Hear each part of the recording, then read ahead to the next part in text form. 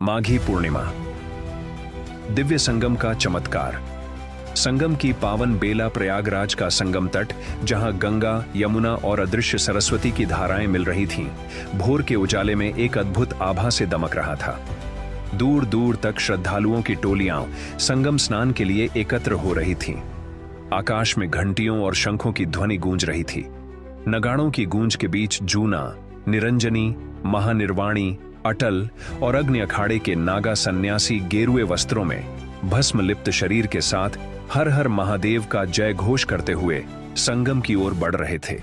अचानक आकाश में एक दिव्य प्रकाश प्रकट हुआ। देवताओं की पुष्प वर्षा से वातावरण सुगंधित हो उठा। श्रद्धालु विस्मय से उस आकाशीय दृश्य को निहार रहे थे, मानो स्वयं स्वर्ग से देवगण इस महापर्व का साक्षी बनने आए हों। संगम के तट पर एक वृद्ध संत सफेद दाढ़ी और तेजस्वी मुखमंडल लिए ध्यानमग्न बैठे थे। उनके पास खड़ा उनका युवा शिष्य पूछ रहा था, गुरुवर, यह माघी पूर्णिमा इतनी विशेष क्यों है? महर्षि ने नेत्र खोले और बोले, वत्स, यह वही पावन दिन है जब स्वयं भगवान विष्णु ने मत्स्य अवतार लिया था और धर्म की रक्षा का संकल्प लिया था।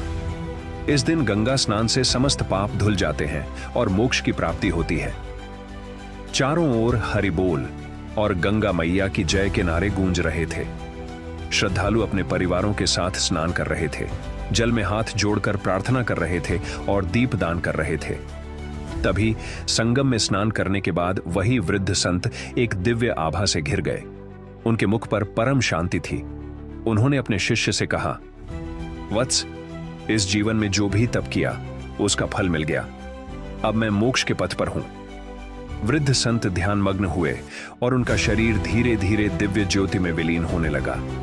गंगा की लहरों ने उन्हें अपनी गोद में समा लिया और संगम तट पर उपस्थित सभी श्रद्धालु इस अलौकिक घटना को देखकर स्तब्ध रह गए। शिष्य ने अपने गुरुवर के चरणों में प्रणाम किया और कहा, मैंने आज समझा कि माघी पूर्णिमा केवल एक पर्व नहीं, बल्कि मोक्ष का द्वार है।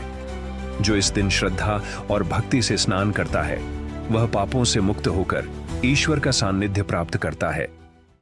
आप में से जो भी महाकुंभ मेला गए हो, अपना नाम लिखें। जो नहीं गए, वे हर हर गंगे लिखें और हमारे साथ जुड़े रहने के लिए चैनल को सब्सक्राइब करें।